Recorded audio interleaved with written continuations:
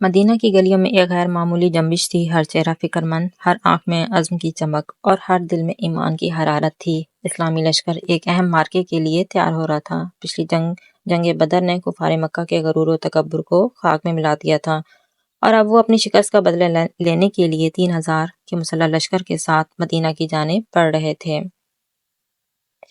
یہ مارکا صرف تلواروں کا نہ تھا بلکہ آزمائش کا تھا، ایک لمحہ جس نے ایمان کی حقیقت کو اشکار کر دینا تھا اور ثابت کرنا تھا کہ کون اپنے رب کی اطاعت میں ثابت قدم رہتا ہے اور کون وقتی آزمائش میں بہک جاتا ہے۔ یہ جنگ احد تھی، ایک فیصلہ کن اور سبق آموز مارکا۔ قریش کا لشکر مکمل تیاری کے ساتھ مکہ سے روانہ ہوا تھا۔ اس لشکر میں 3000 سپاہی، 700 زرہپوش جنگجو اور 200 گھوڑ سوار شامل تھے۔ دشمن نے اس جنگ کو صرف ایک جنگ نہیں بلکہ اپنی شکست کا بدلہ لینے کا عزم کر رکھا تھا۔ مدینہ میں جب نبی کریم صلی اللہ علیہ وسلم کو دشمن کی پیش قدمی کی اطلاع ملی تو آپ صلی اللہ علیہ وسلم نے صحابہ رضی اللہ تعالیٰ عنہ سے مشورہ کیا۔ بعض صحابہ رضی اللہ تعالیٰ عنہ کی رائے تھی کہ مدینہ میں رہ کر دفاع کیا جائے، جبکہ نوجوان صحابہ رضی اللہ تعالیٰ عنہ کا جذبہ تھا کہ دشمن کا سامنا کھلے میدان میں کیا جائے۔ رسول اللہ صلی اللہ علیہ وسلم نے اکثریت کی رائے کو تسلیم کیا اور فیصلہ ہوا کہ دشمن کا سامنا احد کے قریب کیا جائے۔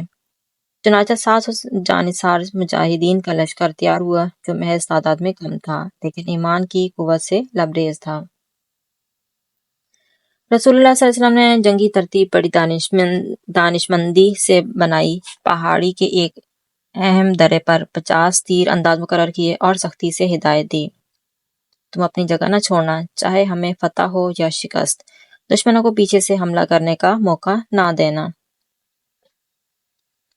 یہ ہدایت جنگ کی سب سے اہم حکمت عملی تھی، لیکن یہیں پر ایک آزمائش بھی تھی جو مسلمانوں کے لیے ایک بہت بڑا سبق بننے والی تھی۔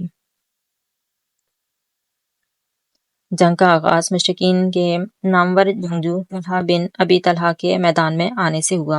حضرت علی رضی اللہ تعالیٰ عنہ چند لمحوں میں اسے واصل جہنم کر دیا۔ اس کے بعد دیگر قریشی پہلوان بھی ایک ایک کر کے خاک و خون میں تڑپنے لگے۔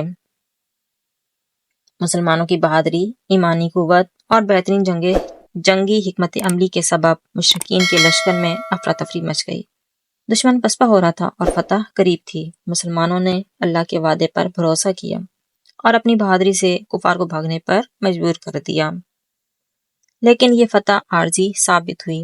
جیسے ہی مشرکین پسپا ہوئے اور مال غنیمت میدان میں بکھرا، تیر اندازوں میں سے کئی ایک نے اپنی جگہ چھوڑ دی، حالانکہ نبی کریم صلی اللہ علیہ وسلم کی ہدایت واضح تھی کہ وہ اپنی پوزیشن نہ چھوڑیں۔ یہی وہ لمحہ تھا جب خالد بن ولید، جو اس وقت تک اسلام نہیں لائے تھے، نے موقع غنیمت جانا اور اپنے سواروں کے ساتھ پیچھے سے حملہ کر دیا۔ اچانک جنگ کا نقشہ بدل گیا۔ مسلمان جو چند لمحے پہلے کامیابی کے قریب تھے، اب شدید مشکل میں گر چکے تھے۔ اسی حملے میں نبی کریم صلی اللہ علیہ وسلم بھی زخمی ہوئے۔ دشمنوں نے آپ صلی اللہ علیہ وسلم پر پتھر برسائے، جس سے دندان مبارک شہید ہو گئے اور چہرہ انور بھی زخمی ہو گیا۔ کچھ صحابہ کو گمان ہوا کہ نبی کے وسلم شہید ہو گئے اور یہ خبر مسلمانوں میں بے چینی پھیلانے لگی۔ حضرت انس بن نضر رضی اللہ تعالیٰ عنہ جب یہ سنا تو پکارے، اگر رسول اللہ صلی اللہ علیہ وسلم شہید ہو گئے ہیں تو ہم کس کے لیے جی رہے ہیں؟